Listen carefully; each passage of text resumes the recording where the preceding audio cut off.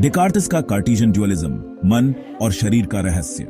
Welcome to our channel. आज हम philosophy के सबसे इंटरेस्टिंग डिबेट्स में से एक में जाएंगे, रेने डिकार्टिस का कार्टेशियन ड्यूअलिज्म। ये एक ऐसा कंसेप्ट है जिसने सदियों से थिंकर्स को मोहित किया है, और यह सब एक बेसिक सवाल पर आता है, मन और शरीर का रिश्ता क्या है? क्या ये दो अलग अलग चीजें हैं जैसा कि डिकार्टिस ने कहा था, या हमारे विचार, भावनाएं और कॉन्शियसनेस बस हमारे फिजिकल दिमाग की उपज हैं? फिलॉसफी, न्यूरोसाइंस और इंसान होने का असली मतलब क्या है? इस कॉस्मिक जर्नी के लिए तैयार हो जाइए। अपनी सीट बेल्ट्स बांध लीजिए, क्योंकि अब चीजें दिमाग घुमा देने वाली होने वाली हैं। जरा सोचो, आप एक रसीले सेब में काट रहे हैं। आप इसकी मिठास का स्वाद ले रहे हैं, इसकी करारीपन महसूस कर रहे हैं, इसकी ताजा खुशबू सूंघ रहे हैं। अब असली बात यह है, आपका शरीर जो सेल्स और ऑर्गन्स का एक समूह है, वो इन सब्जेक्टिव एक्सपीरियंसेस, इन नॉन फिजिकल क्वालिया को कैसे पैदा करता है? यही मेरे दोस्तों माइंड बॉडी प्रॉब्लम का असली मुद्दा है। अब आते हैं रेने डेकार्ट, 17वीं सदी के फ्रेंच फिलोसोफर, जिन्होंने अपने कार्टेशियन ड्यूअलिज्म के थ्योरी के साथ चुनौती पेश की। डेकार्ट ने तर्क दिया कि मन और शरीर दो बिल्कुल अलग सब्सटेंसेस हैं। उनका कहना था कि शरीर भौतिक है, फिजिक्स के नियमों से बंधा हुआ है, एक बारीक मशीन की तरह, लेकिन मन अभौतिक है, विचारों, भावनाओं और चेतना का एक ऐसा क्षेत्र जो भौतिक दुनिया से स्वतंत्र रूप से मौजूद है। ऐसे समझो, आपके कंप्यूटर में हार्डवेयर होता है, फिजिकल कंपोनेंट्स और सॉफ्टवेयर जो उस पर चलने वाले प्रोग्राम्स होते हैं। डेकार्ट्स का मानना था कि शरीर हार्डवेयर की तरह है और मन सॉफ्टवेयर की तरह। लेकिन फिर आती है असली उलझन, अगर मन और शरीर अलग हैं तो वे इंटरैक्ट कैसे करते हैं? डेकार्ट्स ने बताया कि पिनियल ग्लैंड दिमाग में एक छोटी सी स्ट्रक्चर, मीटिंग पॉइंट हो सकती है, लेकिन उन्होंने खुद माना कि इस इंटरैक्शन का तरीका एक रहस्य बना हुआ है।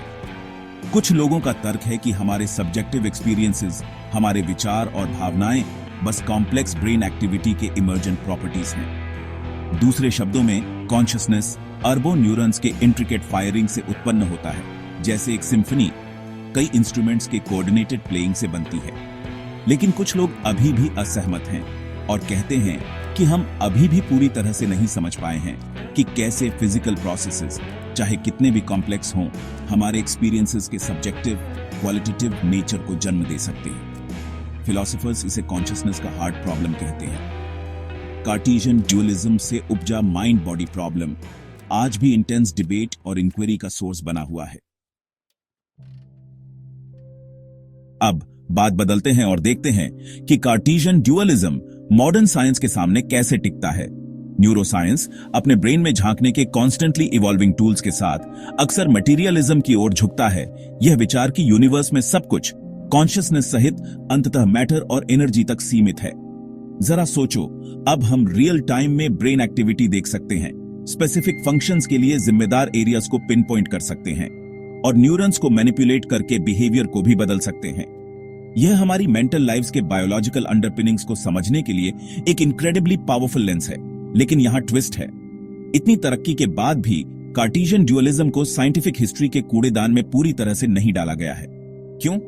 क्योंकि यह उन कॉन्सेप्ट्स के लिए जगह छोड़ता है जिन्हें मटेरियलिज्म पूरी तरह से अपनाने के लिए संघर्ष करता है। कॉन्शियसनेस, फ्री विल और यहां तक कि स्पिरिचुअलिटी।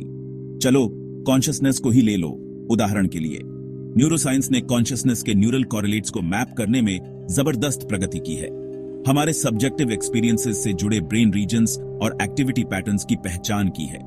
लेकिन यह सवाल कि कैसे वे फिजिकल प्रोसेसेस वास्तव में अवेयरनेस की, फीलिंग, एक्सपीरियंस की सब्जेक्टिव व्हाट इट्स लाइकनेस को जन्म देते हैं, एक टैंटलाइजिंग मिस्ट्री बना हुआ है।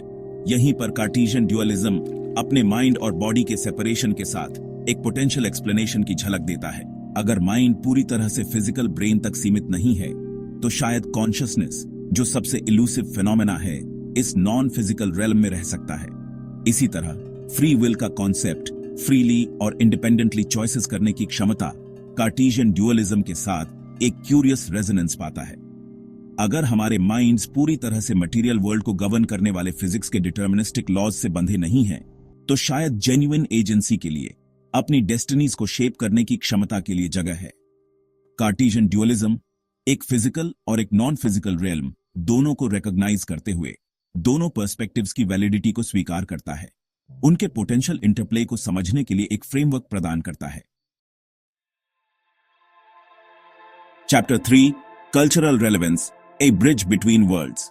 अब चलो लैबोरेटरी से बाहर निकलते हैं और ब्रॉडर कल्चरल लैंडस्केप में जाते हैं। यहां कार्टेशियन ड्यूअलिज्म अपनी अलग ही जिंदगी ले लेता है। सोल, आफ्टर लाइफ और फिजिकल और स्पिरिचुअल के रिलेशनशिप के बारे में डीपली हेल्ड बिलीफ्स के साथ रेजोनेट करता है। जरा सोचो, यह विचार कि हमारे पास एक सोल है, एक नॉन फिजिकल एसेंस जो हमारे फिजिकल बॉडीज के बाद भी जिंदा रहती है, अनगिनत कल्चर्स और रिलीजन्स में एक रिकरिंग थीम है। यह मॉर्टैलिटी के सामने कंफर्ट, मीनिंग और होप का सोर्स है। कार्टेशियन ड्यूअलिज्म माइंड और बॉडी के बीच क्लियर डिस्टिंक्शन के साथ इन बिलीफ्स को समझने के लिए एक फिलोसॉफिकल फ्रेमवर्क प्रदान करता है।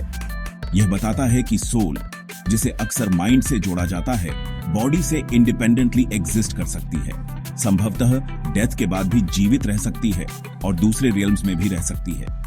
यह सेपरेशन स्पिरिचुअल प्रैक्टिसेस जैसे मेडिटेशन और माइंडफुलनेस के साथ भी रेजोनेट करता है, जो इनर पीस और सेल्फ अवेयरनेस को कल्टीवेट करने के महत्व पर जोर देते हैं।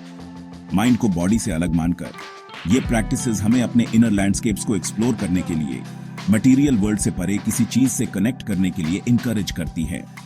एक तरह से कार्टेशियन ड्यूअलिज्म साइंस और स्पिरिचुअलिटी के रियल्म्स के बीच एक ब्रिज का काम करता है। जहां साइंस ऑब्जर्वेबल, मेजरेबल, मटेरियल पर फोकस करता है, वहीं स्पिरिचुअलिटी अक्सर सब्जेक्टिव, इंटेंजिबल, ट्रांसेंडेंट में जाती है।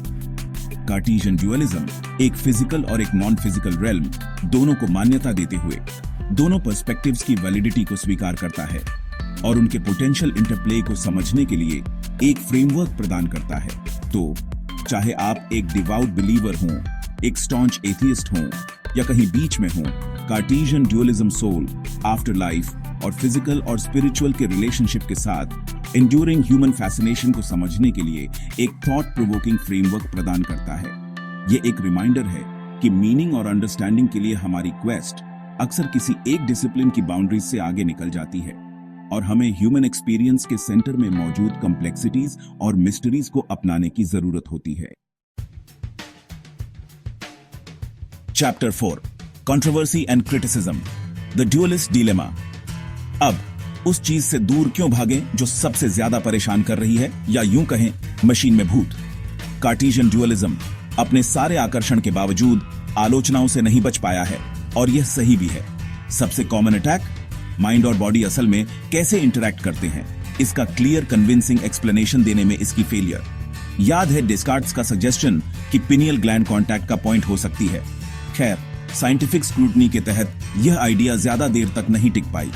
पता चला कि पिनियल ग्लैंड स्लीप साइकिल्स और हार्मोन प्रोडक्शन को रेगुलेट करने में शामिल तो है, लेकिन यह माइंड और बॉडी के बीच का वो जादुई ब्रिज नहीं लगती जो डिस्कार्ट ने सोचा था। और यही प्रॉब्लम की असली बात है। अगर माइंड नॉन फिजिकल है, तो यह फिजिकल सेंसेस से इंफॉर्मेशन कैसे रिसीव करता है? यह ऐसे डिसीजंस कैसे लेता है जो फिजिकल एक्शंस में ट्रांसलेट होते हैं? एक विचार, एक इमैटेरियल एंटिटी आपके हाथ को हिलाने, आपकी उंगलियों को टाइप करने, आपकी आवाज को बोलने के लिए कैसे प्रेरित करता है? क्रिटिक्स का तर्क है कि कार्टेशियन ड्यूअलिज्म एक बड़ा एक्सप्लेनेटरी गैप पैदा करता है, मेंटल और फिजिकल रियल्म्स के बीच एक खाई जिसे वह ब्रिज नहीं कर सकता। वे न्यूरोसाइंस से एविडेंस के कॉन्स्टेंटली ग्रोइंग बॉडी की ओर इशारा करते हैं, जो ब्रेन एक्टिविटी और मेंटल स्टेट्स के बीच टाइट कॉरिलेशन को दर्शाता है। हर थॉट, हर इमोशन, हर सेंसेशन का एक कॉरेस्पॉन्डिंग न्यूरल कॉरिलेट लगता है, ब्रेन एक्टिविटी का एक स्पेसिफिक पैटर्न जो इससे जुड़ा होता है। इससे पता चलता है कि माइंड एक अलग एंटिटी होने के बजाय ब्रेन का एक इमर्जेंट प्रॉपर्टी, उसके कॉम्प्लेक्स इलेक्ट्रोकेमिकल डांस का एक प्रोडक्ट समझा जा सकता है। इसके अलावा एक नॉन फिजिकल माइंड का फिजिकल वर्ल्ड के साथ इंटरैक्ट करने का आइडिया फिजिक्स के एक fundamental principle, conservation of energy के बारे में मुश्किल सवाल खड़े करता है। अगर माइंड बॉडी को इन्फ्लुएंस कर सकता है, तो उस इन्फ्लुएंस के लिए एनर्जी कहां से आती है? और ये फिजिक्स के लॉज को वायोलेट किए बिना मटेरियल वर्ल्ड पर फोर्स कैसे एक्सर्ट करता है? ये आसान सवाल नहीं है, और कई फिलोसोफर्स और साइंटिस्ट इन इनकंसिस्टेंसीज को रिकंसाइल करने में असमर्थ होकर मोनिस्टिक व्यूज के पक्ष में कार्टेशियन ड्यूअलिज्म को छोड़ चुके हैं, जो बताते हैं कि यूनिवर्स में केवल एक ही फंडामेंटल काइंड का स्टफ है। तो हालांकि कार्टेशियन ड्यूअलिज्म के पास सभी जवाब नहीं हो सकते हैं, लेकिन माइंड बॉडी रिलेशनशिप को समझने की हमारी कोशिश में यह एक वैल्यूएबल स्टेपिंग स्टोन का काम करता है।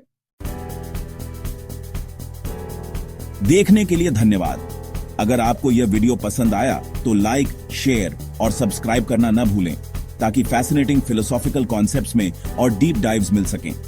कमेंट्स में हमें बताएं कि आप कार्टेशियन ड्यूअलिज्म के बारे में क्या सोचते हैं।